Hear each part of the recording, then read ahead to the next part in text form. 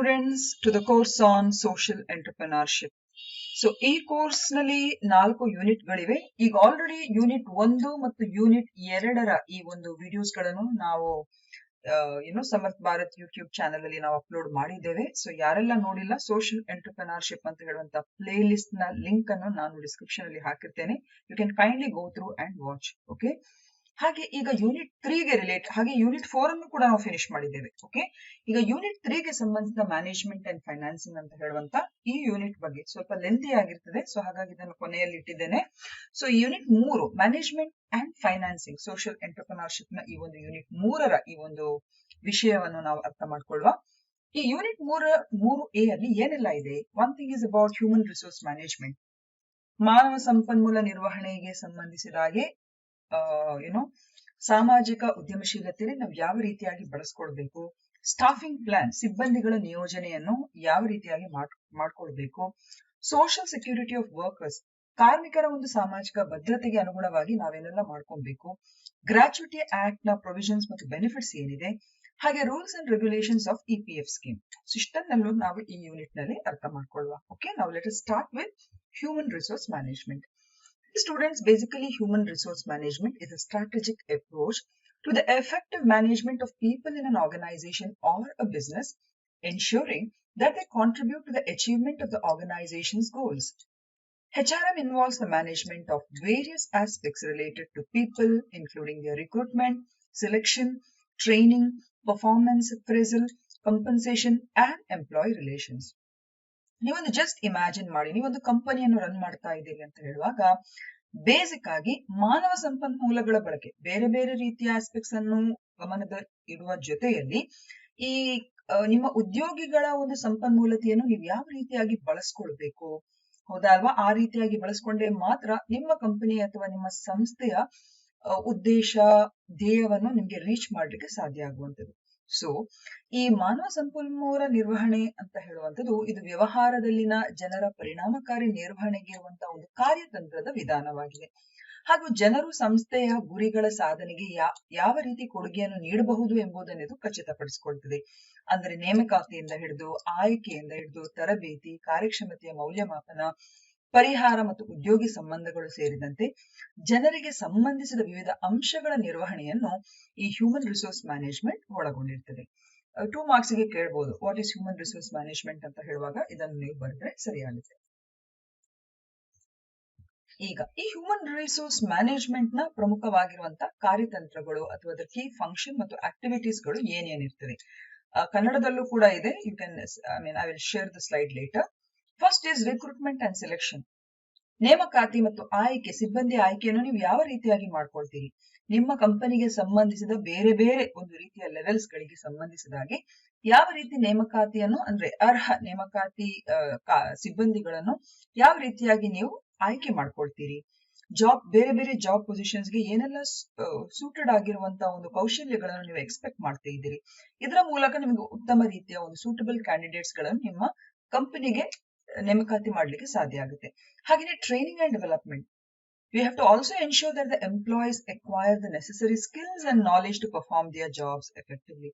ಕೆಲವೊಮ್ಮೆ ಅವರು entry level ಅಲ್ಲಿ ಇರುವಾಗ ಅವರಿಗೆ ಬೇಸಿಕ್ ಆಗಿರುವಂತ ನಾಲೆಜ್ ಇರುತ್ತೆ, ಬಟ್ ನಿಮ್ಮ ಕಂಪನಿಗೆ ಪೂರಕವಾಗಿ ಅವರನ್ನು ಯಾವ ರೀತಿ ಸಜ್ಜುಗೊಳಿಸಬೇಕು ಅಂತ ಹೇಳೋದಕ್ಕೆ ನೀವು ನಿಗದಿತವಾಗಿ ಕೆಲವೆಲ್ಲ ತರಬೇತಿಗಳನ್ನು, ಅಭಿವೃದ್ಧಾತ್ಮಕ ಒಂದು ರೀತಿಯ ಅವಕಾಶಗಳನ್ನು ಅವರಿಗೆ ಕೊಡಬೇಕಾಗುತ್ತೆ. So training and development also is an important aspect of human resource management. ಇನ್ನೊಂದು ಪರ್ಫಾರ್ಮೆನ್ಸ್ ಮ್ಯಾನೇಜ್ಮೆಂಟ್.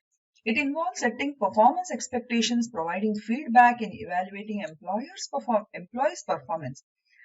ಬರೀ ಒಬ್ಬ ವ್ಯಕ್ತಿಯನ್ನು ಬರೀ ನೇಮಕಾತಿ ಮಾಡುವುದಲ್ಲ, ಬದಲಾಗಿ ಅವನಿಗೆ ಸಿಗುವಂತಹ ಒಂದು ವೇತನಕ್ಕೆ ಅನುಗುಣವಾಗಿ ಅಥವಾ ಅವನು ನೇಮಕಾತಿಗೊಂಡಂತ ಹುದ್ದೆಗೆ ಸಂಬಂಧಿಸಿದಾಗೆ ಅವನ ಕಾರ್ಯಕ್ಷಮತೆ ಹೇಗಿದೆ ಅದನ್ನು ನೀವು ಇವ್ಯಾಲ್ಯೂಯೇಟ್ ಮಾಡ್ಕೊಳ್ಬೇಕು, ಅಂದ್ರೆ ಅಸೆಸ್ ಮಾಡ್ಕೊಳ್ಬೇಕು, ಅವನಿಂದ ಫೀಡ್ಬ್ಯಾಕ್ ತಗೊಳ್ಬೇಕು. ಹಾಗೇನೆ ಅವನಿಗೆ ಕಂಪನಿ ಮೇಲೆ ಇರುವಂತಹ ಕೆಲವೆಲ್ಲ ಒಂದು ರೀತಿಯ ಏನಾದ್ರೂ ವಿಷಯಗಳಿಗೆ ಸಂಬಂಧಿಸಿದಾಗೆ ಸೂಕ್ತ ರೀತಿಯ ಫೀಡ್ಬ್ಯಾಕ್ ಕೊಡುವಂತಹ ವಿಷಯಕ್ಕೆ ಸಂಬಂಧಿಸಿದಾಗೆ ನೀವು ಅದಕ್ಕೂ ಕೂಡ ಚಾನಲೈಸ್ ಮಾಡ್ಕೊಳ್ಬೇಕಾಗುತ್ತೆ. So performance management also is a very important aspect. So ವ್ಯಕ್ತಿಗೆ ಅದೊಂದು ಹಿಂಟ್ ಕೊಡ್ತದೆ, ಎಷ್ಟರ ಮಟ್ಟಿಗೆ ನಾನು ಇಂಪ್ರೂವ್ಮೆಂಟ್ ಆಗ್ಬೇಕು, ಎಷ್ಟರ ಮಟ್ಟಿಗೆ ನಾನು ಲ್ಯಾಗ್ ಇದೆ. ಸೊ ಇದಕ್ಕೆ ಪೂರಕವಾಗಿ ಪರ್ಫಾರ್ಮೆನ್ಸ್ ಮ್ಯಾನೇಜ್ಮೆಂಟ್ ತುಂಬಾನೇ ಹೆಲ್ಪ್ಫುಲ್ ಆಗುತ್ತದೆ. And very important, compensation and benefits. ಅವರಿಗೆ ಸಂಬಳ ಇರ್ಬೋದು, ಒಳ್ಳೆ ರೀತಿಯ ಪರ್ಫಾರ್ಮೆನ್ಸ್ ಮಾಡಿದ್ರೆ ಬೋನಸ್ ಇರ್ಬೋದು, ಮತ್ತೆ ಕೆಲವೆಲ್ಲ ಹೆಲ್ತ್ ಕೇರ್, ರಿಟೈರ್ಮೆಂಟ್ ಪ್ಲಾನ್ಸ್ ಮತ್ತು ಬೇರೆ ಬೇರೆ ಪರ್ಕ್ಸ್. ಈಗ ಎಲ್ಲ ನೀವು ಗೊತ್ತಿರ್ಬೋದು, ಹಬ್ಬಕ್ಕೆ ಸಂಬಂಧಿಸಿದಾಗೆ ಕೆಲವು ಸಲ ಕಂಪನಿಗಳು ಗಿಫ್ಟ್ ಅನ್ನು ಕೊಡುವಂಥದ್ದು, ಬೇರೆ ಬೇರೆ ಕೂಪನ್ಸ್ ಗಳನ್ನು ಕೊಡುವಂಥದ್ದು, ಅಥವಾ ಏನಾದ್ರೂ ಒಂದು ಟ್ರಿಪ್ ಅಥವಾ ಏನಾದ್ರೂ ಆರ್ಗನೈಸ್ ಮಾಡೋದು, ಇವೆಲ್ಲ ಈ ಬೆನಿಫಿಟ್ಸ್ ಗಳಲ್ಲಿ ಅದು ಬರುವಂಥದ್ದು. ಒಟ್ಟಾರೆಯಾಗಿ ಅವರ ಒಂದು ಕಾರ್ಯಕ್ಷಮತೆಯನ್ನು ಇನ್ನಷ್ಟು ಹೆಚ್ಚಿಸ್ಲಿಕ್ಕೆ ಟೀಮ್ ಲಂಚ್ ಅಂತ ಹೇಳ್ತಾರೆ. ಸೊ ಈ ರೀತಿ ಸಣ್ಣ ಪುಟ್ಟದೆಲ್ಲ ಇರುತ್ತೆ ಹೆಚ್ಚಾಗಿ ಕಂಪನಿಗಳಲ್ಲಿ. ಸೊ ಇದು ಕಂಪನ್ಸೇಷನ್ ಮತ್ತು ಬೆನಿಫಿಟ್ಸ್ ಗೆ ಪೂರಕವಾಗಿ ಕೂಡ ಕಂಪನಿ ಸರಿಯಾದ ರೀತಿಯಲ್ಲಿ ಅವರ ಉದ್ಯೋಗಸ್ಥರಿಗೆ ಕೊಡಬೇಕಾಗುತ್ತೆ, ಅಂದ್ರೆ ಕಾರ್ಮಿಕರು ಅಥವಾ ಎಂಪ್ಲಾಯೀಸ್ ಗಳಿಗೆ ಕೊಡಬೇಕಾಗುತ್ತೆ. ಸೊ ಇದನ್ನೇ ಕನ್ನಡದಲ್ಲಿದೆ: ನೇಮಕಾತಿ ಮತ್ತು ಆಯ್ಕೆ, ತರಬೇತಿ ಮತ್ತು ಅಭಿವೃದ್ಧಿ, ಕಾರ್ಯಕ್ಷಮತೆ ನಿರ್ವಹಣೆ, ಪರಿಹಾರ ಮತ್ತು ಪ್ರಯೋಜನಗಳು. ಇದರಲ್ಲಿ ವೇತನ, ಬೋನಸ್, ಆರೋಗ್ಯ ರಕ್ಷಣೆ, ನಿವೃತ್ತಿ ಯೋಜನೆ, ಪರ್ಕ್ಸ್ ಗಳು, ಇಂಥದೆಲ್ಲ ಸಿಗುವಂತದ್ದು ತುಂಬಾನೇ ಕಾಮನ್ ಆಗಿರ್ತದೆ. ಸೊ ಇಂಥದನ್ನು ಮಾಡ್ಕೊಳ್ಳೇಬೇಕಾಗುತ್ತೆ. ನೆಕ್ಸ್ಟ್ ಏನೆಲ್ಲ ಇದೆ ಹ್ಯೂಮನ್ ರಿಸೋರ್ಸ್ ಮ್ಯಾನೇಜ್ಮೆಂಟ್ ಅಲ್ಲಿ? Very important: employee relations. Focuses on maintaining positive relations between employees and organization, and this include handling conflicts, addressing the grievances, and fostering a positive work environment. So ಕೇವಲ employees ಅನ್ನು ನಾವು ಬರೀ assess ಮಾಡುವುದಲ್ಲ, ಅವರ ಕಾರ್ಯಕ್ಷಮತೆಯನ್ನು assess ಮಾಡುವುದಲ್ಲ, ಬದಲಾಗಿ company ಪೂರಕವಾಗಿ ಅವರ ಒಂದು ರೀತಿಯ ಮನಸ್ಥಿತಿ ಹೇಗಿದೆ ಅದನ್ನು ಕೂಡ ನಾವು ಫೈಂಡ್ ಔಟ್ ಮಾಡ್ಕೊಳ್ಬೇಕು. ಸೊ ಅವ್ರಿಗೆ ಏನಾದ್ರೂ ಅಸಮಾಧಾನ ಇದ್ರೆ, ಯಾವ ಲೆವೆಲ್ ಅಲ್ಲಿ ಅಸಮಾಧಾನ ಇದ್ರೆ ಕೂಡ ಅದನ್ನು ತೋರ್ಪಡಿಸ್ಲಿಕ್ಕೆ ಒಂದು ಅವರಿಗೆ ಚಾನೆಲ್ ಇರಬೇಕು. ಗ್ರೀವಿಯನ್ಸಸ್ ಇರ್ಬೋದು, ಮೀಟಿಂಗ್ ಮಾಡ್ಕೊಂಡು ಅವರ ಏನಾದ್ರೂ ಕಾನ್ಫ್ಲಿಕ್ಟ್ಸ್ ಏನಾದ್ರೂ ಸಂಘರ್ಷಗಳಿದ್ರೆ ಅದನ್ನು ನೀಟಾಗಿ ಪರಿಹರಿಸುವಂತದ್ದು, ಮೀಡಿಯೇಟ್ ಮಾಡುವಂಥದ್ದು, ಇವೆಲ್ಲ ತುಂಬಾನೇ ಇಂಪಾರ್ಟೆಂಟ್ ಆಗ್ತದೆ. ಸೊ ಎಂಪ್ಲಾಯ್ ರಿಲೇಷನ್ಸ್ ಅನ್ನು ಕೂಡ ನಾವು ಒಳ್ಳೆ ರೀತಿಯಾಗಿ ಇಟ್ಕೊಳ್ಬೇಕಾಗುತ್ತೆ. ಇನ್ನೊಂದು HR planning. It involves forecasting the organization's future workforce needs and planning how to meet those needs through recruitment, training and other strategies. So HR planning ಅಂತ ಹೇಳಿದ್ರೆ ಹ್ಯೂಮನ್ ರಿಸೋರ್ಸ್ ಪ್ಲಾನಿಂಗ್. ಯಾವ ರೀತಿ ನಾವು ಇನ್ನು ಮುಂದಿನ ದಿನಗಳಲ್ಲಿ ನಮ್ಮ ಕಂಪನಿಗೆ ಪೂರಕವಾಗಿರುವಂತ ಇನ್ನೂ ಹೆಚ್ಚುವರಿ ಅಂದ್ರೆ ಕೆಲಸಕ್ಕೆ ಪೂರಕವಾಗಿರುವಂತ ಜನರನ್ನು ನಾವು ನೇಮಕಾತಿ ಮಾಡ್ಕೊಳ್ಬೇಕು, ಟ್ರೈನಿಂಗ್ ಕೊಡ್ಕೊಳ್ಬೇಕು, ನಮ್ಮ ಕಂಪನಿಯ ಗೋಲ್ಸ್ ಅನ್ನು ಇನ್ನಷ್ಟು ಎತ್ತರಕ್ಕೆ ಯಾವ ರೀತಿಯಾಗಿ ಅರ್ಹ ಜನರ ಮೂಲಕ ನಾವು ಅದನ್ನು ನಿಭಾಯಿಸ್ಕೊಳ್ಬೇಕು, ಇಂತಹ ಯೋಜನೆಗಳು ಕೂಡ ಹ್ಯೂಮನ್ ರಿಸೋರ್ಸ್ ಮ್ಯಾನೇಜ್ಮೆಂಟ್ ಅಲ್ಲಿ ಬರುವಂತದ್ದು. Very important: legal compliance. It ensures that the organization complies with the labor laws and regulations governing employment practices. And this includes areas such as equal employment opportunity, workplace safety, and labor relations. This is very important. ಕಾನೂನಾತ್ಮಕ ಚೌಕಟ್ಟಿಗೆ ಪೂರಕವಾಗಿ ಆ ಕಂಪನಿಯು ಕಾರ್ಮಿಕ ಕಾನೂನು ಇರ್ಬೋದು ಅಥವಾ ನಿಯಮಾವಳಿಗೆ ಸಂಬಂಧಿಸಿದಾಗೆ ಎಲ್ಲ practices ಅನ್ನು ಮಾಡ್ತಾ ಇದೆಯಾ? This is very important. ಸಮಾನ ವೇತನ ಕೊಡುವಂಥದ್ದು ಇರ್ಬೋದು, ಹೆಣ್ಣು ಮಕ್ಕಳಿದ್ರೆ ಅವರಿಗೆ ಒಳ್ಳೆ ರೀತಿಯ ಸೇಫ್ಟಿಯನ್ನು ಕೊಡುವಂಥದ್ದು, ಅದು ನೈಟ್ ಶಿಫ್ಟ್ಸ್ ಗಳೆಲ್ಲ ಇದ್ರೆ ಅವರಿಗೆ ಒಳ್ಳೆ ರೀತಿಯ ಅಥವಾ ಮಕ್ಕಳಿರುವಂತಹ ಪೇರೆಂಟ್ಸ್ ಗಳಿದ್ರೆ ಅವರಿಗೆ ಕ್ರಶ್ ಫೆಸಿಲಿಟಿ ಇರ್ಬೋದು, ಅಥವಾ ಅವರಿಗೆ ಕನ್ವೇಯನ್ಸ್ಗೆ ಪೂರಕವಾಗಿರುವಂತಹ ಬೇಕಾದಂತ ವ್ಯವಸ್ಥೆಗಳಿರ್ಬೋದು. ಸೊ ಇದನ್ನೆಲ್ಲ ಮಾಡ್ಕೊಳ್ಳಿಕ್ಕೆ ಅಂತ ಕಂಪನಿಗಳಿಗೆ ನಿಗದಿತವಾಗಿರುವಂತ ವ್ಯವಸ್ಥೆ ಕಾನೂನಾತ್ಮಕವಾಗಿ ಇದೆಯಾ ಎಂಬುದನ್ನು ಕೂಡ ನಾವು ನೋಡ್ಕೊಳ್ಬೇಕಾಗುತ್ತೆ. So legal compliance, maintaining the legal compliance also is very important for a successful running of a company. ಇನ್ನೊಂದು diversity and inclusion. It promotes a diverse and inclusive workplace that values and respects differences among employees, and this includes efforts to eliminate discrimination and create an environment where all employees can contribute to the best. So ಒಂದು ವೈವಿಧ್ಯತೆ ಇರಬೇಕು, ಒಳಗೊಳ್ಳುವಿಕೆಯ ಕಾರ್ಯತಂತ್ರ ಇರಬೇಕು. So ಎಲ್ಲ ವಿಷಯಗಳಲ್ಲೂ ಈಗ ಎಲ್ಲ ಜನರು ಒಂದೇ ತರ ಇರುವುದಿಲ್ಲ, ಹೌದಲ್ವಾ? ವ್ಯಕ್ತಿಗಳಲ್ಲಿ ಭಿನ್ನಾಭಿಪ್ರಾಯಗಳಿರ್ತದೆ, ಅವರವರ ಹಿನ್ನೆಲೆಗೆ ಸಂಬಂಧಪಟ್ಟ ಹಾಗೆ ಅವರ ಒಂದು ರೀತಿಯ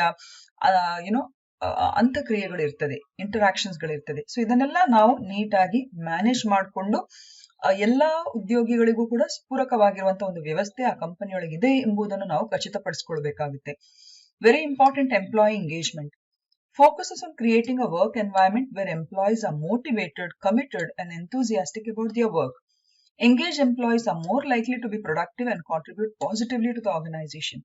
ನಾವೆಲ್ಲರೂ ಮನುಷ್ಯರೇ, ಹೌದಾ ಅಲ್ವಾ? ಸೊ ಕಂಪನಿಗೆ ಕೆಲಸ ಮಾಡುವಂತ ಸಂದರ್ಭದಲ್ಲಿ ಎಂಪ್ಲಾಯೀಸ್ ಗಳಿಗೆ ಒಂದು ರೀತಿಯ ಉತ್ತೇಜನ ಇದೆಯಾ, ಅಥವಾ ಕಂಪನಿಯ ಬಗ್ಗೆ ಒಂದು ಕಮಿಟ್ಮೆಂಟ್ ಇದೆಯಾ, ಕಂಪನಿಯಲ್ಲಿ ಕೆಲಸ ಮಾಡ್ಲಿಕ್ಕೆ ಒಂದು ಉತ್ಸಾಹ ಇದೆಯಾ, ಇದನ್ನೆಲ್ಲ ಖಚಿತಪಡಿಸ್ಕೊಳ್ಬೇಕು.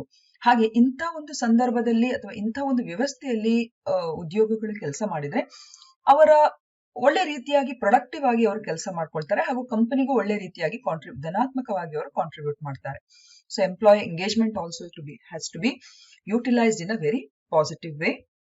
ಸೊ ಇದು ಕನ್ನಡದಲ್ಲಿರುವಂತದ್ದು. ಉದ್ಯೋಗಿ ಸಂಬಂಧಗಳ ಬಗ್ಗೆ ನಾವು ನೋಡ್ಕೊಳ್ಬೇಕಾಗುತ್ತೆ. ಮಾನವ ಸಂಪನ್ಮೂಲ ಯೋಜನೆ, ಕಾನೂನಿನ ಅನುಸರಣೆ, ವೈವಿಧ್ಯತೆ ಮತ್ತು ಸೇರ್ಪಡೆ, ಉದ್ಯೋಗಿಗಳನ್ನು ತೊಡಗಿಸಿಕೊಳ್ಳುವಂತಹ ಸಂಬಂಧ, ಇವನ್ನೆಲ್ಲ ನಾವು ನೋಡ್ಕೊಳ್ಬೇಕಾಗುತ್ತೆ. ಹಾಗೇನೆ ಸೊ ಇದಿಷ್ಟು ಹ್ಯೂಮನ್ ರಿಸೋರ್ಸ್ ಮ್ಯಾನೇಜ್ಮೆಂಟ್ ಗಿರುವಂತಹ ಪ್ರಮುಖವಾಗಿರುವಂತಹ ಒಂದು ಕಾರ್ಯಗಳು ಅಥವಾ ಚಟುವಟಿಕೆಗಳು ಅಥವಾ ಕಾಂಪೊನೆಂಟ್ಸ್ ಅಂತ ಕೂಡ ಕೇಳಬಹುದು. What are the various activities are functions of human resource management ಅಂತಾನು ಕೇಳಬಹುದು. ಅಥವಾ what are the various components of human resource management ಅಂತ ಹೇಳುವಾಗ ಇದನ್ನೆಲ್ಲ ನೀವು ಮೆನ್ಷನ್ ಮಾಡಬೇಕಾಗುತ್ತೆ.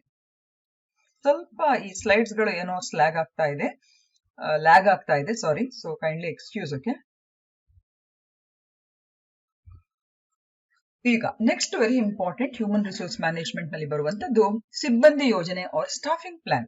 What is staffing plan? Staffing plan ಅಂತ ವಾಟ್ ಇಸ್ ಸ್ಟಾಫಿಂಗ್ ಪ್ಲಾನ್ ಅಂತ ಹೇಳುವಂತದ್ದು ಕೂಡ 2 marks ಗೆ ಹೆಚ್ಚಾಗಿ ಕೇಳ್ತಾರೆ ಫಾರ್ ದ ಸೆಮಿಸ್ಟರ್ ಎಕ್ಸಾಮಿನೇಷನ್ಸ್. ಆಗ ನೀವು ಇದನ್ನು ಬರೆದ್ರೆ ಸರಿಯಾಗುತ್ತೆ. See, a staffing plan in human resource management outlines the strategy and process for acquiring, deploying, and retaining the right talent to meet an organization's objectives. It involves identifying the human resource needs, determining the skills and competencies required, and aligning the workforce with the organization goals. So ಮಾನವ ಸಂಪನ್ಮೂಲ ನಿರ್ವಹಣೆಯಲ್ಲಿನ ಸಿಬ್ಬಂದಿ ಯೋಜನೆ ಅಂದ್ರೆ ಸಂಸ್ಥೆಯ ಉದ್ದೇಶಗಳನ್ನು ಪೂರೈಸಲು ಸರಿಯಾದ ಪ್ರತಿಭೆಯನ್ನು ಪಡೆದುಕೊಳ್ಳಲು, ನಿಯೋಜಿಸಲು ಮತ್ತು ಉಳಿಸಿಕೊಳ್ಳಲು ತಂತ್ರ ಮತ್ತು ಪ್ರಕ್ರಿಯೆಯನ್ನು ಅದು ವಿವರಿಸುತ್ತದೆ. ಇದು ಮಾನವ ಸಂಪನ್ಮೂಲ ಅಗತ್ಯಗಳನ್ನು ಗುರುತಿಸುವುದು ಅದಲ್ಲದೆ ಅಗತ್ಯ ಇರುವ ಕೌಶಲ್ಯ ಮತ್ತು ಸಾಮರ್ಥ್ಯಗಳನ್ನು ಕೂಡ ನಿರ್ಧರಿಸುತ್ತದೆ ಮತ್ತು ಸಾಂಸ್ಥಿಕ ಗುರಿಗಳೊಂದಿಗೆ ಕಾರ್ಯಪಡೆಯನ್ನು ಒಟ್ಟುಗೂಡಿಸುವುದನ್ನು ಇದು ಒಳಗೊಂಡಿರುತ್ತದೆ. ಸೊ ಹ್ಯೂಮನ್ ರಿಸೋರ್ಸ್ ಮ್ಯಾನೇಜ್ಮೆಂಟ್ ಅಲ್ಲಿ ಈ ಸಿಬ್ಬಂದಿ ಯೋಜನೆಯಲ್ಲಿ ಸಾಮಾನ್ಯವಾಗಿ ಒಳಗೊಂಡಿರುವ ಪ್ರಮುಖ ಅಂಶಗಳು ಕೆಳಗೆ ನೀಡಲಾಗಿದೆ, ಅಂದ್ರೆ ಮುಂದೆ ನೀಡಲಾಗಿದೆ. ಸ್ಟಾಫಿಂಗ್ ಪ್ಲಾನ್ ಅಂತ ಹೇಳಿದ್ರೆ ನೀವು ಜಸ್ಟ್ ಇಮ್ಯಾಜಿನ್ ಮಾಡಿ, ನಿಮ್ಮ ಅಡಿಯಲ್ಲಿ ಒಂದು 15 ಜನ ನಿಮ್ಮ ಒಂದು ಕೆಲಸದಲ್ಲಿ ಗಾರ್ಮೆಂಟ್ ಕಂಪನಿಯಲ್ಲಿ ಕೆಲಸಕ್ಕಿದ್ದಾರೆ ಅಂತ ಇಟ್ಟುಕೊಳ್ಳಿ. ಸೊ ಗಾರ್ಮೆಂಟ್ ಕೆಲಸ ಅಂತ ಹೇಳುವಾಗ ನಿಮ್ಗೆ ಒಳ್ಳೆ ರೀತಿಯ ಲಾಭ ಹಾಗೂ ನಿಮ್ಮ ಸಿಬ್ಬಂದಿಗಳು ಒಳ್ಳೆ ಇರಬೇಕು ಅಂತ ಹೇಳಿದ್ರೆ ನಿಮ್ಗೆ ಒಳ್ಳೆ ರೀತಿಯ ಡಿಸೈನರ್ಸ್ ಬೇಕು, ಹೊಲಿಯುವವರು ಬೇಕು, ಮೇಂಟೆನೆನ್ಸ್ ಮಾಡುವವರು ಬೇಕು, ಒಬ್ರು ಎಲ್ಲ ಸಿಬ್ಬಂದಿಗಳನ್ನು ನೋಡ್ಕೊಳ್ಳಿಕ್ಕೆ ಒಬ್ರು ಮ್ಯಾನೇಜರ್ ಬೇಕು. ಸೊ ಇದನ್ನೆಲ್ಲ ನೀವು ನೀಟಾಗಿ ಪ್ಲಾನ್ ಮಾಡ್ಕೊಳ್ಬೇಕಾಗುತ್ತೆ, ಹೌದಾ ಅಲ್ವಾ? ಸುಮ್ಮನೆ ಒಟ್ಟಾರೆಯಾಗಿ 15 ಜನರನ್ನು ನೀವು ನೇಮಕಾತಿ ಮಾಡ್ಕೊಂಡ್ರೆ ಏನಾಗುತ್ತೆ? You won't be knowing exactly. So staffing plan ಅಂತ ಹೇಳಿದ್ರೆ ನಿಮ್ಮ ಕಂಪನಿಗೆ ಅನುಗುಣವಾಗಿ ಎಷ್ಟು ಮಂದಿಯ ಒಂದು ವರ್ಕ್ ಫೋರ್ಸ್ ನಿಮ್ಗೆ ಬೇಕಾಗುತ್ತೆ, ನಿಮ್ಮ ಬಜೆಟ್ಗೆ ಅನುಗುಣವಾಗಿ, ಹಾಗೂ ಆ ಒಂದು ನಿಮ್ಮ ಕಂಪನಿಯ ಬ್ಯಾಕ್ ಗ್ರೌಂಡ್ ಅಥವಾ ಕಂಪನಿ ಮಾಡುವಂತ ಒಂದು ಕೆಲಸದ ನಿಮಿತ್ತವಾಗಿ ಎಂತೆಂತ ಒಂದು ನೇಮಕಾತಿಗಳನ್ನು ನೀವು ಮಾಡ್ಕೊಳ್ಬೇಕಾಗುತ್ತೆ, ಎಷ್ಟು ಮಂದಿಯನ್ನು ಇಟ್ಕೊಳ್ಬೇಕಾಗುತ್ತೆ. ಸೊ ಇದನ್ನೆಲ್ಲ ಕ್ಯಾಲ್ಕುಲೇಷನ್ ಅಂತ ಏನ್ ಹೇಳ್ತೇವೆ ನೋಡಿ, ಹಾಗೂ ಸಮರ್ಪಕವಾಗಿ ಲಾಭದಾಯಕವಾಗಿ ನಿಮ್ಮ ಕಂಪನಿ ಪೂರಕವಾಗಿ ನಡಿಬೇಕು ಅಂತ ಹೇಳಿದ್ರೆ ಸ್ಟಾಫಿಂಗ್ ಪ್ಲಾನ್ ಆಗ್ಲೇಬೇಕು. ಸೊ ಸ್ಟಾಫಿಂಗ್ ಪ್ಲಾನ್ ಅಂತ ಹೇಳುವಾಗ ಅದರಲ್ಲಿ ಕೆಲವೆಲ್ಲ ಅಂಶಗಳಿವೆ. ಮೊದಲನೇದು ರೋಲ್ಸ್ ಅಂಡ್ ರೆಸ್ಪಾನ್ಸಿಬಿಲಿಟೀಸ್ ಅಥವಾ ಪಾತ್ರ ಮತ್ತು ಜವಾಬ್ದಾರಿಗಳು. ಸೊ ಅಗತ್ಯ ಇರುವಂತ ಪಾತ್ರಗಳನ್ನು ನಾವು ಗುರುತಿಸ್ಕೊಳ್ಬೇಕಾಗುತ್ತೆ. ಎಷ್ಟು ನಮಗೆ ಸ್ಪೆಸಿಫಿಕ್ ಹುದ್ದೆಗಳು ಬೇಕು, ಎಷ್ಟು ಜನರು ಬೇಕು.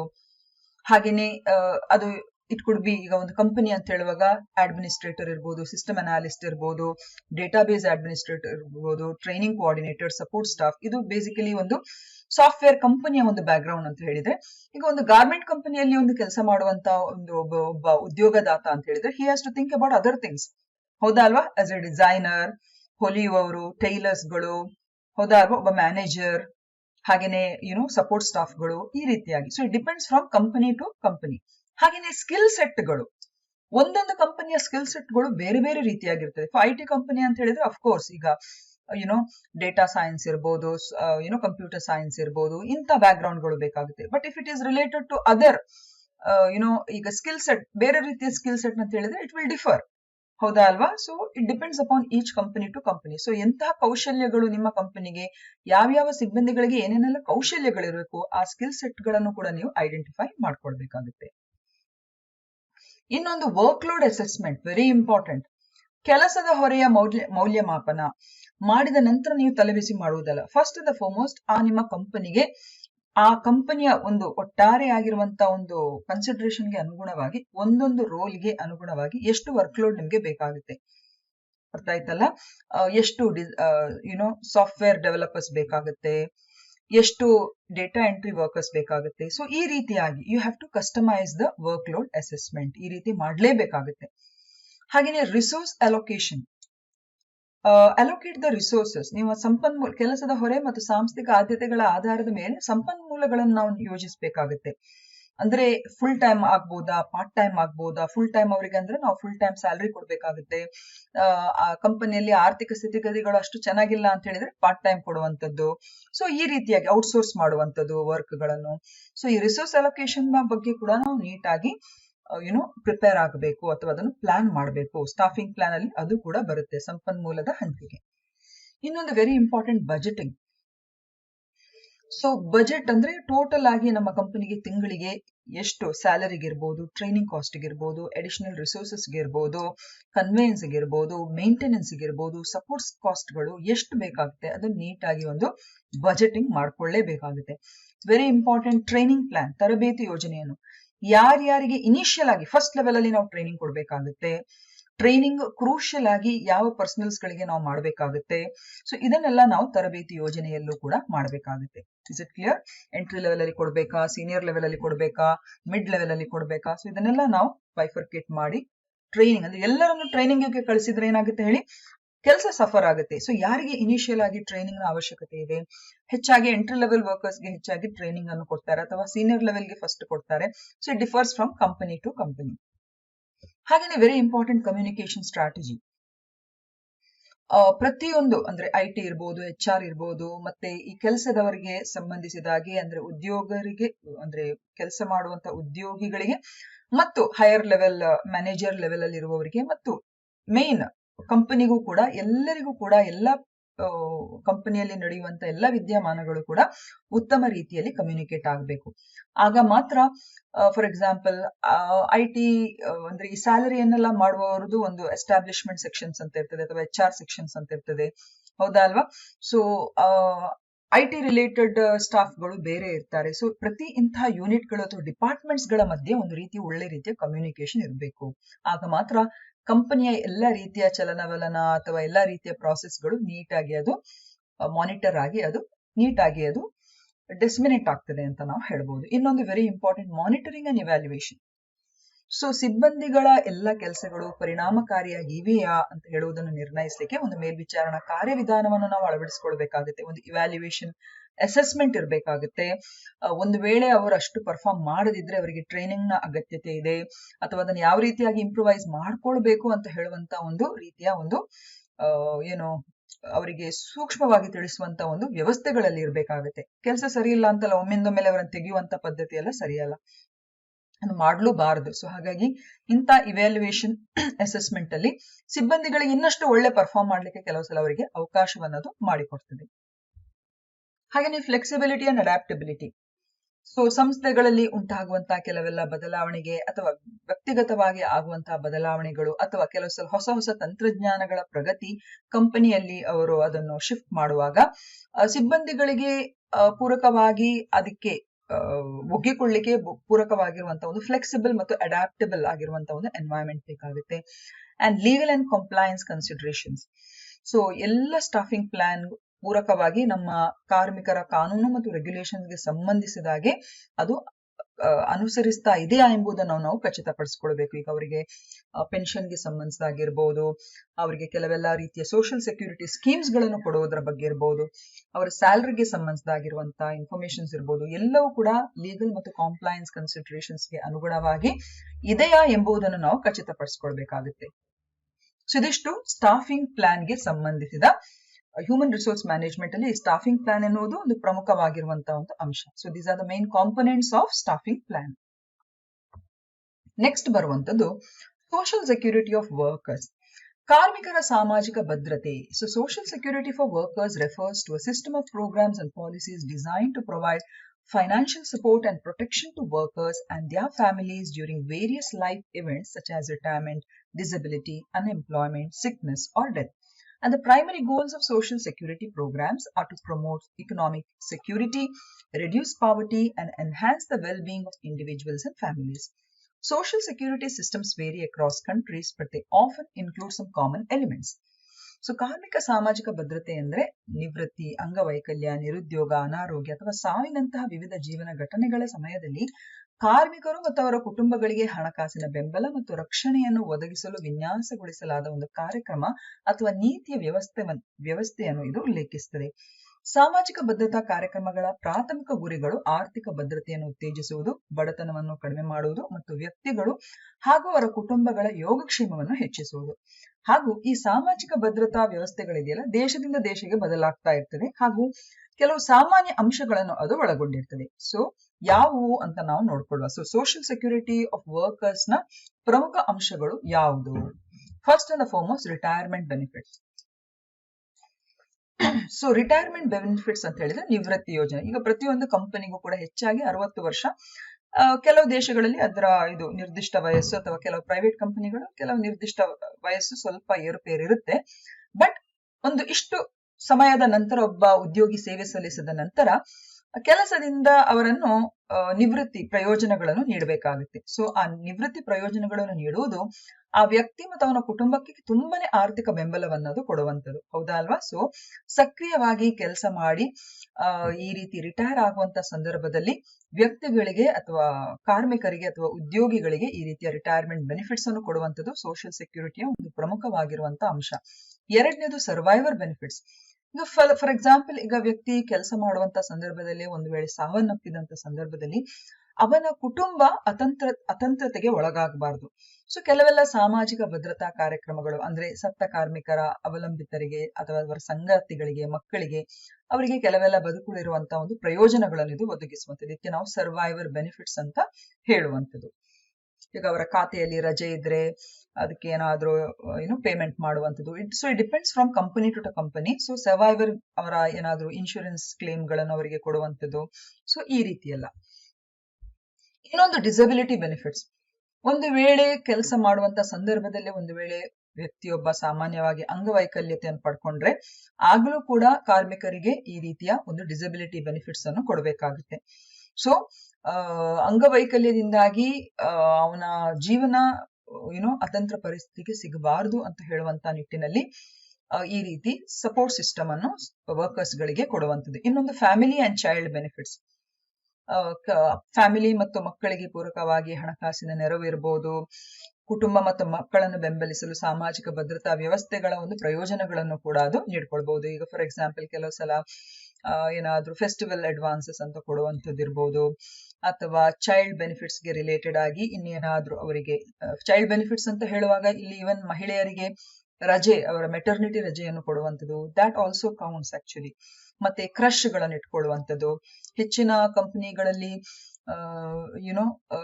ವರ್ಕಿಂಗ್ ಮದರ್ಸ್ ಗೆ ರಿಲೇಟೆಡ್ ಆಗಿ ಒಂದು ಕ್ರಶ್ ಅಂತ ಇರ್ತದೆ.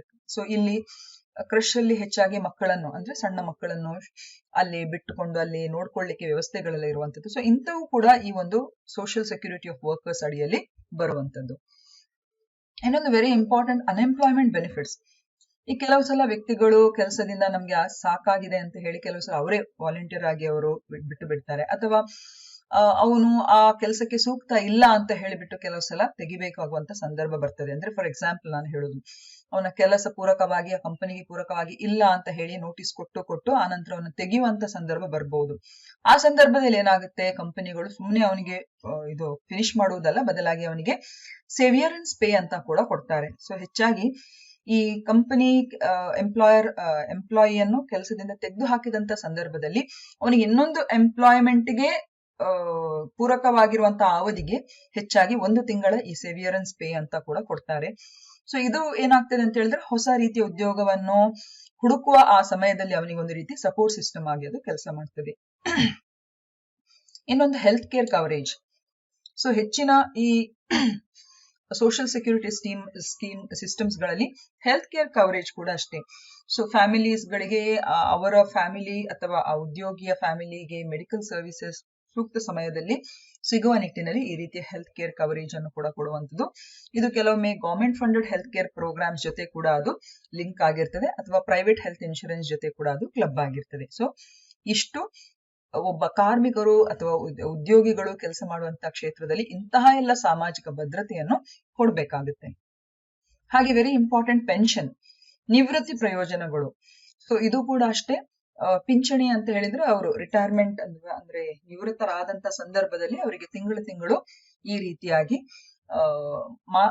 ಮಾಸಿಕವಾಗಿ ಅವರಿಗೆ ಸಿಗುವಂತ ಒಂದು ಆರ್ಥಿಕ ಅಂಶ, ಅದನ್ನೇ ನಾವು ಪೆನ್ಷನ್ ಅಂತ ಹೇಳುವಂಥದ್ದು. ಸೊ ಈ ಪಿಂಚಣಿ ಕೂಡ ಅಷ್ಟೇ ಇದು ಕೂಡ ರಿಟೈರ್ಮೆಂಟ್ ಬೆನಿಫಿಟ್ಸ್, ಕೆಲವು ಸಲ ಅವರ ರಜೆಯನ್ನು ಎನ್ಕ್ಯಾಶ್ ಮಾಡುವಂತದ್ದು ಇರಬಹುದು. ಸೊ ಒಂದೊಂದು ಕಂಪನಿಗೆ ಅದರದೇ ಆದ ಒಂದು ಪೆನ್ಷನ್ ರಿಲೇಟೆಡ್ ಆಸ್ಪೆಕ್ಟ್ಸ್ ಗಳಿರ್ತದೆ. ಬಟ್ ಜನರಲಿ ಗವರ್ಮೆಂಟ್ ಸರ್ವೆಂಟ್ಸ್ ಗಳಿಗೆ ಈ ಪೆನ್ಷನ್ ಎಂಬುದು ತುಂಬಾನೇ ಅದು ಕಂಪಲ್ಸರಿ ಆಗಿರ್ತದೆ. ಅವರಿಗೆ ಖಂಡಿತವಾಗಿ ಅದು ಅವರ ಎಂಪ್ಲಾಯ್ಮೆಂಟ್ ಇದರಲ್ಲೇ ಬಂದಿರ್ತದೆ. ಬಟ್ ಪ್ರೈವೇಟ್ ಕಂಪನೀಸ್ ಗಳು ಕೂಡ ಈ ರೀತಿಯಾಗಿ ಕೆಲವು ಸಲ ಹೋಲ್ಸಮ್ ಆಗಿ ಕೊಟ್ಟಿರ್ತಾರೆ, ಕೆಲವು ಸಲ ಮಂತ್ಲಿ ಆಗಿ ಏನಾದ್ರೂ ಈ ರೀತಿಯಾಗಿ ಕೊಡುವಂತ ಕ್ರಮವನ್ನು ಆ ರೀತಿಯಾಗಿ ಮಾಡ್ಕೊಳ್ಬೇಕಾಗುತ್ತೆ. ಇನ್ನೊಂದು ವರ್ಕರ್ಸ್ ಕಂಪನ್ಸೇಷನ್, ಕಾರ್ಮಿಕರಿಗೆ ಪರಿಹಾರ, ಮೆಡಿಕಲ್ ಕೇರ್ ಇರ್ಬೋದು, ಫೈನಾನ್ಷಿಯಲ್ ಸಪೋರ್ಟ್ ಇರ್ಬೋದು, ಅವರಿಗೆ ಹುಷಾರಿಲ್ಲದಂತ ಸಂದರ್ಭದಲ್ಲಿ ಕೆಲವೆಲ್ಲ ಒಂದು ಅವರ ಸೊಸೈಟಿಗೆ ಸಂಬಂಧಿಸಿದ ಹಾಗೆ ಒಂದು ವರ್ಕರ್ಸ್ ಕಂಪನ್ಸೇಷನ್ ಕಾರ್ಯಕ್ರಮ ಅಥವಾ ಪರಿಹಾರಗಳನ್ನು ಕೂಡ ಕಂಪನಿಗಳು ಒದಗಿಸಬೇಕಾಗುತ್ತೆ. ಸೊ ಎಲ್ಲವನ್ನು ಮಾಡ್ಲಿಕ್ಕೆ ಕೆಲವೊಮ್ಮೆ ಆಗದಿದ್ರು ಕೂಡ ಇವು ಪ್ರಮುಖವಾಗಿರುವಂತ ಅಂಶ. ಒಂದು ಕಂಪನಿ ತನ್ನ ಕಾರ್ಮಿಕರಿಗೆ ಅಥವಾ ಉದ್ಯೋಗಿಗಳಿಗೆ ಕೊಡುವಂತ ಪ್ರಮುಖವಾಗಿರುವಂತ ಒಂದು ಸಾಮಾಜಿಕ ಭದ್ರತೆಯ ಅಂಶಗಳು ಅಂತ ಇಲ್ಲಿ ನಾವು ಹೇಳಬೇಕು. ಈ ಸಾಮಾಜಿಕ ಭದ್ರತೆಯು ಕಾರ್ಮಿಕ ಮತ್ತು ಸಾಮಾಜಿಕ ನೀತಿಯ ನಿರ್ಣಾಯಕ ಅಂಶ ಆಗಿದೆ ಹಾಗೂ ಆರ್ಥಿಕ ಸ್ಥಿರತೆ, ಸಾಮಾಜಿಕ ನ್ಯಾಯ ಮತ್ತು ಕಾರ್ಮಿಕರು ಮತ್ತು ಅವರ ಕುಟುಂಬಗಳ ಒಟ್ಟಾರೆ ಯೋಗಕ್ಷೇಮವನ್ನು ಉತ್ತೇಜಿಸುವಲ್ಲಿ ಇದು ಪ್ರಮುಖ ಪಾತ್ರವನ್ನು ವಹಿಸುತ್ತದೆ. ಸಾಮಾಜಿಕ ಭದ್ರತಾ ಕಾರ್ಯಕ್ರಮಗಳ ನಿರ್ದಿಷ್ಟ ವಿವರಗಳು ಮತ್ತು ರಚನೆಯು ಒಂದು ದೇಶದಿಂದ ಇನ್ನೊಂದು ದೇಶಕ್ಕೆ ಅದು ವ್ಯಾಪಕವಾಗಿ ಬದಲಾಗ್ತದೆ. ಓಕೆ, ಈಗ ಸೋಷಿಯಲ್ ಸೆಕ್ಯೂರಿಟಿ ಆಫ್ ವರ್ಕರ್ಸ್ ನ ಈ ಒಂದು ಅಂಶದಲ್ಲಿ ಗ್ರಾಚ್ಯುಯಿಟಿ ಆಕ್ಟ್ ಅಂತ ಹೇಳುವಂತ ಈ ಒಂದು ಆಕ್ಟ್ ಇದೆ. ಇದು 1972ರ ಈ ಒಂದು ಕಾಯ್ದೆಯು ಉದ್ಯೋಗದಾತರಿಗೆ ತಮ್ಮ ಉದ್ಯೋಗಿಗಳಿಗೆ ಗ್ರಾಚ್ಯುಯಿಟಿ ಪಾವತಿಯನ್ನು ಇದು ಕಡ್ಡಾಯಗೊಳಿಸುತ್ತದೆ. ಗಣಿ ಇರ್ಬೋದು, ತೈಲ ಕ್ಷೇತ್ರ, ರೈಲ್ವೆ, ಕಾರ್ಖಾನೆ, ಬಂದರು, ಅಂಗಡಿ ಅಥವಾ ಸಂಸ್ಥೆಗಳಲ್ಲಿ ಕೆಲಸ ಮಾಡುವ ನೌಕರರು ಈ ಕಾಯ್ದೆ ಅಡಿಯಲ್ಲಿ ಒಳಪಡ್ತಾರೆ ಮತ್ತು ಇದರ ನಿಬಂಧನೆಗಳಿಂದ ಅವರು ಪ್ರಯೋಜನವನ್ನು ಪಡಿತಾರೆ. ಈ ಕಾಯ್ದೆಯನ್ನು 21ನೇ ಆಗಸ್ಟ್ 1972ರಂದು ಭಾರತ ಸಂಸತ್ತು ಅಂಗೀಕರಿಸಿತು ಹಾಗೂ ಅದೇ ವರ್ಷ 16ನೇ ಸೆಪ್ಟೆಂಬರ್ ಅಂದು ಅದು ಜಾರಿಗೆ ಬಂತು. ಅದನ್ನೇ ನಾವು gratuity act of 1972, payment of gratuity act of 1972 ಅಂತ ಹೇಳುವಂಥದ್ದು. ಈಗ ಇದರ ಬೆನಿಫಿಟ್ಸ್ ಮತ್ತು ಪ್ರೊವಿಷನ್ಸ್ ಅನ್ನು ನಾವಿಲ್ಲಿ ಸ್ವಲ್ಪ ಅರ್ಥ ಮಾಡ್ಕೊಳ್ಳೋಣ. ಅದಕ್ಕಿಂತ ಮುಂಚೆ, what is gratuity? Gratuity is a lump sum amount that an employer pays to his or her employees as a form of gratitude for the service rendered by the latter. ಅಂದ್ರೆ ಉದ್ಯೋಗದಾತನು ತನ್ನ ಉದ್ಯೋಗಿಗೆ ತನ್ನ ಸಂಸ್ಥೆಯಲ್ಲಿ ಸೇವೆ ಸಲ್ಲಿಸಿದ ಆ ಒಂದು ಗ್ರಾಟಿಟ್ಯೂಡ್ ಇಂದಾಗಿ ಅಥವಾ ಕೃತಜ್ಞತೆಯಿಂದಾಗಿ ಒಂದು ಇಷ್ಟು ಮೊತ್ತವನ್ನು ಅವನ ಸೇವೆಯ ಕೊನೆಗೆ ಕೊಡುವಂತ ಆ ಒಂದು ಉಪಲಬ್ಧಿ ಇದೆಯಲ್ಲ, ಅದನ್ನೇ ನಾವು ಗ್ರಾಚ್ಯುಯಿಟಿ ಅಂತ ಹೇಳುವಂಥದ್ದು. ಓಕೆ, ಸೊ ಎಂಪ್ಲಾಯರ್ಸ್ ಯಾವ ರೀತಿಯಾಗಿ ಗ್ರಾಚ್ಯುಯಿಟಿಯನ್ನು ಪೇ ಮಾಡಬಹುದು? ಕೆಲವು ಸಲ ಅವರದೇ ಆದ ಅಕೌಂಟ್ ಇಂದ, ಅಂದ್ರೆ ಎಂಪ್ಲಾಯರ್ ಫಂಡ್ ಇಂದ ಕೊಡಬಹುದು, ಅಥವಾ ಯಾವ್ದಾದ್ರು ಒಂದು ಗ್ರಾಚ್ಯುಯಿಟಿ ಇನ್ಶೂರೆನ್ಸ್ ಪ್ಲಾನ್ ಜೊತೆ ಕ್ಲಬ್ ಮಾಡಬಹುದು. Is it clear? ಸೊ ಆ ರೀತಿಯಾಗಿ ಕೂಡ ಮಾಡ್ಕೊಳ್ಬಹುದು. ಈಗ ಯಾವೆಲ್ಲ ಕಂಪನಿಗಳು ಗ್ರಾಚ್ಯುಯಿಟಿಯನ್ನು ತಮ್ಮ ಎಂಪ್ಲಾಯರ್ಸ್ ಗಳಿಗೆ ಕೊಡಬೇಕಾಗುತ್ತೆ? 10 ವ್ಯಕ್ತಿಗಳು ಮತ್ತು ಅದಕ್ಕಿಂತ ಹೆಚ್ಚಿನ ಉದ್ಯೋಗಿಗಳನ್ನು ಹೊಂದಿರುವಂತಹ ಸಂಸ್ಥೆಯು ಗ್ರಾಚ್ಯುಯಿಟಿ ಪಾವತಿ ಕಾಯ್ದೆ 1970ರ ಅಡಿಯಲ್ಲಿ ಗ್ರಾಚ್ಯುಯಿಟಿಯನ್ನು ತಮ್ಮ ಉದ್ಯೋಗಿಗಳಿಗೆ ಪಾವತಿಸಲು ಜವಾಬ್ದಾರರಾಗಿರ್ತಾರೆ ಹಾಗೂ ಈ ಕಾಯ್ದೆಯ ವ್ಯಾಪ್ತಿಯಲ್ಲಿ ಬರುವಂತಹ ಸಂಸ್ಥೆಯು ಉದ್ಯೋಗಿ ಸಾಮರ್ಥ್ಯ 10ಕ್ಕಿಂತ ಕಡಿಮೆ ಇದ್ದರೂ ಸಹ ಗ್ರಾಚ್ಯುಯಿಟಿಯನ್ನು ಪಾವತಿಸಬೇಕಾಗುತ್ತೆ. Is it clear? So this is who is liable to pay gratuity to the employees. ಈಗ ಗ್ರಾಚ್ಯುಯಿಟಿ ಆಕ್ಟ್ 1972ಗೆ ಸಂಬಂಧಿಸಿದ ಒಂದು ಎಲಿಜಿಬಿಲಿಟಿ ಏನು ಅಂತ ಹೇಳಿಬಿಟ್ಟು, ಅಂದ್ರೆ ಯಾವಾಗ ಅಂದ್ರೆ ಸೇರಿದ ತಕ್ಷಣ ಅವರು ಗ್ರಾಚ್ಯುಯಿಟಿಗೆ ಎಲಿಜಿಬಲ್ ಆಗ್ತಾರಾ? No. An employee, a contractual worker or a temporary individual has to work for at least 5 continuous years to be eligible for gratuity. So gratuityಗೆ ಅವನು ಅರ್ಹರಾಗಬೇಕು ಅಂತ ಹೇಳಿದ್ರೆ ಯಾವುದೇ ಒಬ್ಬ ಎಂಪ್ಲಾಯ್ ಆ ಕಂಪನಿಯಲ್ಲಿ 5 ಸತತ ವರ್ಷಗಳಿಗೆ ಅವನು ಕೆಲಸ ಮಾಡ್ತಾ ಇರಬೇಕು. And this also includes service that is interrupted due to leave, accident, sickness, lockout, strike, layoff, termination of work not caused by the employee and absence from duty without leave. So ಇವನು ಇದು this also includes service that is interrupted. ಈಗ for example accident ಅಥವಾ ಏನಾದ್ರೂ ಹುಷಾರಿಲ್ಲದ ಸಂದರ್ಭದಲ್ಲಿ ರಜೆ ತಗೊಂಡಿರ್ತಾನೆ, so ಅದೆಲ್ಲ ಇಲ್ಲಿ count ಆಗೋದಿಲ್ಲ. ಸೊ ಅದನ್ನು ಒಳಗೊಂಡು 5 ವರ್ಷ ಕಂಟಿನ್ಯೂಸ್ ಸರ್ವಿಸ್ ಅಂತ ಇಲ್ಲಿ ಅವರು ಹೇಳುವಂಥದ್ದು. Is it clear? ಹಾಗೂ 1 ವರ್ಷ ಅಂತ ಹೇಳಿದ್ರೆ 240 ವರ್ಕಿಂಗ್ ಡೇಸ್ ಅಂತ ಹೇಳುವಂಥದ್ದು. Okay, and for those working below the ground, ಅಂದ್ರೆ ಹೆಚ್ಚಾಗಿ ಮೈನ್ಸ್ ಗಳಲ್ಲೆಲ್ಲ ಕೆಲಸ ಮಾಡ್ತಾರಲ್ಲ, ರಿಗ್ಗಳಲ್ಲೆಲ್ಲ ಕೆಲಸ ಮಾಡ್ತಾರಲ್ಲ, ಅವರಿಗೆ 190 ವರ್ಕಿಂಗ್ ಡೇಸ್ ಅಂತ ಹೇಳ್ಬಿಟ್ಟು. Is it clear? ಸೊ ಇದೊಂದು ನಿಮ್ಮ ಇನ್ಫಾರ್ಮೇಶನ್ಗೆ ಇದನ್ನೇ ಆಗ ನಾನು ಹೇಳಿರುವಂತದ್ದು.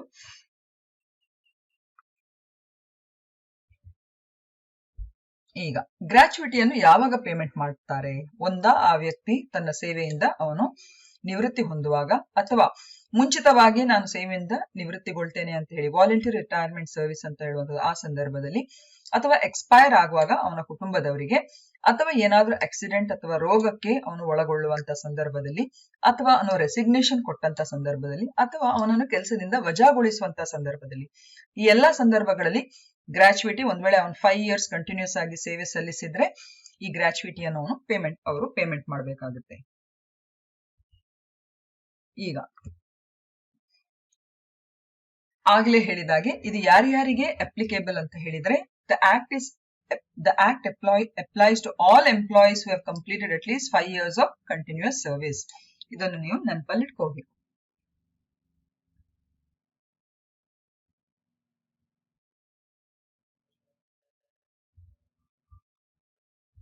Next, rules and regulations of EPF scheme. Employees provident fund ಅಂತ ಹೇಳಿಬಿಟ್ಟು. ಸೊ ಈ scheme basically is a social security scheme provided by the government for the financial security of the employees. And the EPF scheme is governed by the Employees Provident Fund and the Miscellaneous Provisions Act of 1952. Here are some key rules and regulations associated with the EPF scheme. So Employees Provident Fund ಅಂದ್ರೆ ಉದ್ಯೋಗಿಗಳ ಭವಿಷ್ಯ ನಿಧಿ ಯೋಜನೆ, ಉದ್ಯೋಗಿಗಳ ಆರ್ಥಿಕ ಭದ್ರತೆಗಾಗಿ ಸರ್ಕಾರವು ಒದಗಿಸುವ ಒಂದು ಸಾಮಾಜಿಕ ಭದ್ರತಾ ಯೋಜನೆಯಾಗಿದ್ದು, ಇದು ಉದ್ಯೋಗಿಗಳ ಭವಿಷ್ಯ ನಿಧಿಗಳು ಮತ್ತು ವಿವಿಧ ನಿಬಂಧನೆಗಳ ಕಾಯ್ದೆ 1952 ಮೂಲಕ ಇದನ್ನು ನಿರ್ವಹಿಸಲ್ಪಡುತ್ತದೆ. ಹಾಗೂ ಈ ಎಂಪ್ಲಾಯ್ಮೆಂಟ್ ಪ್ರೊವಿಡೆಂಟ್ ಫಂಡ್ ನ ಪ್ರಮುಖ ನಿಯಮಗಳು ಮತ್ತು ನಿಬಂಧನೆಗಳು ಈ ಕೆಳಗಿನಂತಿವೆ. ಮೊದಲನೇದಾಗಿ, ಇದು ಯಾರಿಗೆ ಅಪ್ಲೈ ಆಗುತ್ತೆ? ಈ EPF scheme it's applicable to establishment employing 20 or more employees. So 20ಕ್ಕಿಂತ ಜಾಸ್ತಿಯ ಉದ್ಯೋಗಿಗಳು ಒಂದು ಸಂಸ್ಥೆಯಲ್ಲಿ ಕೆಲಸ ಮಾಡ್ತಾ ಇದ್ರೆ ಈ EPF ಸ್ಕೀಮ್ ಅಲ್ಲಿ ಅನ್ವಯ ಆಗುತ್ತೆ. Certain establishments with fewer 20 employees can also opt for voluntary coverage under the scheme. ಒಂದು ವೇಳೆ 20ಕ್ಕಿಂತ ಕಡಿಮೆ ಜನರು ಒಂದು ಸಂಸ್ಥೆಯಲ್ಲಿ ಕೆಲಸ ಮಾಡ್ಕೊಂಡಿದ್ದು ಆ ಕಂಪನಿ ಅಥವಾ ಸಂಸ್ಥೆ ತಮಗೂ ಕೂಡ EPF ಸ್ಕೀಮ್ ನ ವ್ಯಾಪ್ತಿಗೆ ಬರಬೇಕು ಅಂತ ಇಚ್ಛಿಸಿದ್ರೆ ಆಗ ಅವರು ಕೂಡ ಈ ಸ್ಕೀಮ್, ಆ ಎಂಪ್ಲಾಯೀಸ್ಗಳು ಆ ಸ್ಕೀಮ್ ನ ಒಳಗೆ ಬರ್ತಾರೆ. ಈಗ ಇಲ್ಲಿ both the employer and the employee contributes a certain percentage of the employee's basic salary, dearness allowance and retaining allowance to the EPF account. ಅಂದ್ರೆ ಈ ಉದ್ಯೋಗಿ ಇರ್ತಾನಲ್ಲ ಅವನು ಮತ್ತು ಉದ್ಯೋಗದಾತ ಇರ್ತಾನಂದ್ರೆ ಎಂಪ್ಲಾಯರ್, ಇವರಿಬ್ಬರು ಕೂಡ ಈಕ್ವಲ್ ಅಮೌಂಟ್ ಆಫ್ ಕಾಂಟ್ರಿಬ್ಯೂಷನ್ ಅನ್ನು, ಈಗ 12% ಕಾಂಟ್ರಿಬ್ಯೂಷನ್, ಅರ್ಥ ಆಯ್ತಲ್ಲ? ಇದರ ಅರ್ಥ, ಈಗ ಇಲ್ಲಿ ಒಬ್ಬ ಉದ್ಯೋಗಿ, ಈಗ ಒಬ್ಬ ಉದ್ಯೋಗಿ ಇಲ್ಲಿ 100 ರೂಪಾಯಿ ಪಡ್ಕೊಳ್ತಾ ಇದ್ರೆ 12 ರೂಪಾಯಿ ಇವನಿಂದ ಪ್ರತಿ ತಿಂಗಳು, I am just giving you example. ಹಾಗೂ ಉದ್ಯೋಗದಾತ ಇದ್ದಾನಲ್ಲ ಅವನು ಕೂಡ 12 ರೂಪಾಯಿ. So total 24 rupees contribution. ನಾನು ಇದು ಜಸ್ಟ್ 100 rupees ಅಲ್ಲಿ ಹೇಳೋದು to make it simpler. So 12 ರೂಪಾಯಿ ಉದ್ಯೋಗಿಯಿಂದ, ಇನ್ನು 12 ರೂಪಾಯಿ ಉದ್ಯೋಗದಾತನಿಂದ, ಟೋಟಲ್ 24% ಕಾಂಟ್ರಿಬ್ಯೂಷನ್ ಈ ನಮ್ಮ EPF ಸ್ಕೀಮ್ಗೆ ಹೋಗ್ತದೆ. Is it clear? So present rate of contribution is 12%. So ಪ್ರತಿ ತಿಂಗಳ ಸಂಬಳದಲ್ಲಿ ಈ 12% ಉದ್ಯೋಗಿ ಮತ್ತು ಉದ್ಯೋಗದಾತರ ಒಂದು ಕೊಡುಗೆಯಿಂದ ಈ EPF ಸ್ಕೀಮ್ಗೆ ಅದು ಜಮಾ ಆಗ್ತಾ ಹೋಗ್ತದೆ. ಹಾಗೇನೆ there is something called as voluntary provident fund ಅಂತ ಹೇಳಿಬಿಟ್ಟು, ಸ್ವಯಂ ಪ್ರೇರಿತ ಭವಿಷ್ಯ ನಿಧಿ ಅಂತ ಹೇಳಿಬಿಟ್ಟು. ಇಲ್ಲಿ ಹೇಗೆ ಅಂತ ಹೇಳಿದ್ರೆ, can contribute more than the mandatory 12% by opting for VPF. ಅಂದ್ರೆ ಈಗ 12% ಅಲ್ಲ, ಈಗ ನನಗೆ 20% ಇರಬೇಕು ಅಂತ ಹೇಳುವ, ಆಗ ಏನಾಗುತ್ತೆ ಅಂತ ಹೇಳಿದ್ರೆ ಎಂಪ್ಲಾಯೀಸ್ 12ಕ್ಕಿಂತ ಜಾಸ್ತಿ, ಈಗ ಒಂದು ಎಂಪ್ಲಾಯಿ 12% ಗಿಂತ ಜಾಸ್ತಿ ಇಷ್ಟಪಟ್ರೆ ಅವರು ಕೂಡ ಬೈ ರೈಟಿಂಗ್ ಅಲ್ಲಿ ಈ ರೀತಿಯಾಗಿ ತಮ್ಮ ಆ ಒಂದು ಪ್ರಾವಿಡೆಂಟ್ ಫಂಡ್ ನ ಈ ಡಿಡಕ್ಷನ್ ಅನ್ನು ಹೆಚ್ಚುವರಿಯಾಗಿ ಮಾಡಿಸ್ಕೊಳ್ಬೇಕು. ಈಗ 20%. ಅದೇ ರೀತಿ ಎಂಪ್ಲಾಯರ್ಸ್ ಅವರ 12% ಅನ್ನು ಮಿನಿಮಮ್ ಆಗಿ ಹಾಕ್ತಾರೆ. I hope so you got it. For example ನೋಡಿ, ಈಗ 100 ರೂಪಾಯಿಯನ್ನ ತೆಗೆದುಕೊಳ್ಳುವ, ಈಗ ನನಗೆ 12% ಬದಲಾಗಿ ನನ್ನ ಸಂಬಳದಿಂದ 20 ರೂಪಾಯಿ ಕಟ್ ಆಗ್ಬೇಕು 100 ರೂಪಾಯಿ. ಈಗ 100 ರೂಪಾಯಿ ನಂಗೆ ಸಂಬಳ ಅಂತ ಹೇಳಿದ್ರೆ 12% ಬೇಡ, ನನಗೆ 20 ರೂಪಾಯಿ ಕಾಂಟ್ರಿಬ್ಯೂಷನ್ ನಂದು ಡಿಡಕ್ಷನ್ ಆಗ್ಬೇಕು ಅಂತ ಹೇಳಿದ್ರೆ ನಾನು ಬರವಣಿಗೆಯಲ್ಲಿ ನನ್ನ ಕಂಪನಿಗೆ ಬರ್ಕೊಳ್ಬೇಕು. ಆಗ ನನ್ನ ವೇತನದಿಂದ 20 ರೂಪಾಯಿ ಡಿಡಕ್ಷನ್ ಆಗ್ತದೆ. ಆದ್ರೆ ಇಲ್ಲಿ ನನ್ನ ಎಂಪ್ಲಾಯರ್ ಇದ್ದಾರಲ್ಲ ಅವರು 12% ಹಾಕ್ತಾರೆ, ಅವರ standard rate. So total 32 rupees ನನ್ನ ಸಂಬಳದಿಂದ, 100 ರೂಪಾಯಿನ ನನ್ನ ಸಂಬಳದಲ್ಲಿ 32 rupees ಈ ನಮ್ಮ ಪ್ರಾವಿಡೆಂಟ್ ಫಂಡ್ EPF ಸ್ಕೀಮ್ಗೆ ಅದು ಜಮಾ ಆಗ್ತಾ ಹೋಗ್ತದೆ. ಇದನ್ನು ನಾವು ವಾಲಂಟರಿ ಪ್ರಾವಿಡೆಂಟ್ ಫಂಡ್ ಅಂತ ಹೇಳೋದು.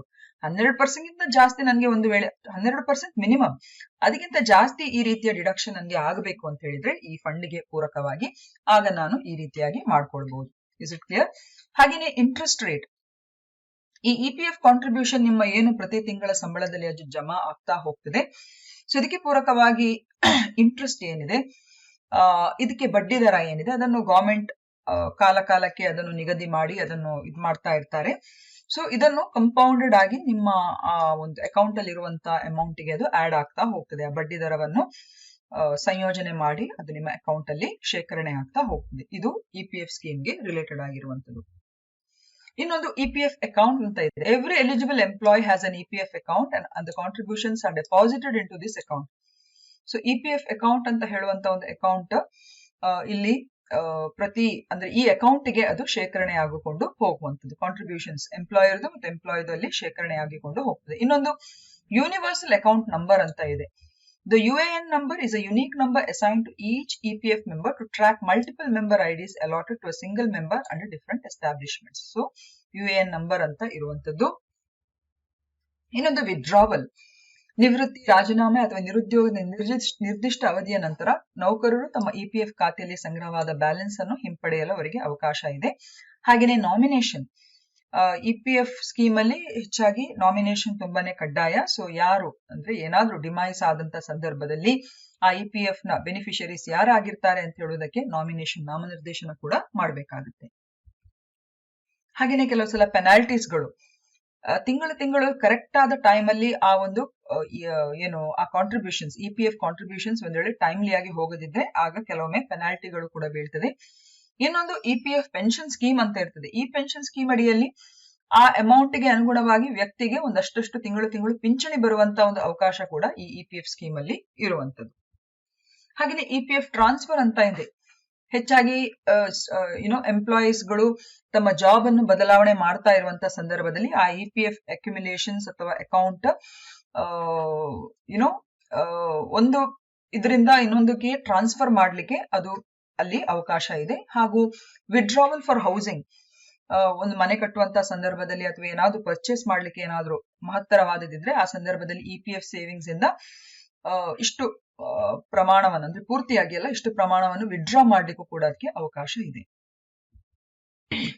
ಇದಿಷ್ಟು EPF ಸ್ಕೀಮ್ಗೆ ಸಂಬಂಧಿಸಿದ ಕೆಲವೆಲ್ಲ rules and regulations. Okay, simple ಆಗಿ ನಿಮ್ಗೆ ಅರ್ಥ ಆಗುವ ಒಂದು ದೃಷ್ಟಿಯಲ್ಲಿ ಇದನ್ನು ಹಾಕೊಂಡಿದ್ದೇವೆ. ತುಂಬಾನೇ ಇದನ್ನು ಕ್ಲಮ್ಸಿ ಮಾಡ್ಲಿಕ್ಕೆ ಹೋಗ್ಲಿಲ್ಲ. ಸೊ ಇಷ್ಟನ್ನು ನೀವು ನೀಟಾಗಿ ಬರ್ಕೊಂಡ್ರೆ ಸಾಕಾಗುತ್ತೆ. ಇದು ರಿಲೇಟೆಡ್ ಇಂಪಾರ್ಟೆಂಟ್ ಕ್ವೆಶ್ಚನ್ಸ್ ಗೆ ರಿಲೇಟೆಡ್ ಆಗಿರುವಂತಹ ಒಂದು ಸ್ಲೈಡ್.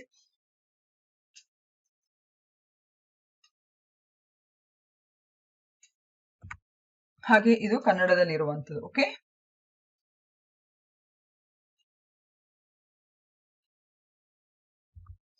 ಸೊ ಇದಿಷ್ಟು ಇವತ್ತಿನ ಈ ಸೆಷನ್ ಅಲ್ಲಿ ಡಿಯರ್ ಸ್ಟೂಡೆಂಟ್ಸ್. ಹೋಪ್ ಸೊ ನಿಮಗೆ ಇಷ್ಟ ಆಯ್ತು ಅಂತ ಅನ್ಕೊಂಡಿದ್ದೇನೆ. Thank you for watching.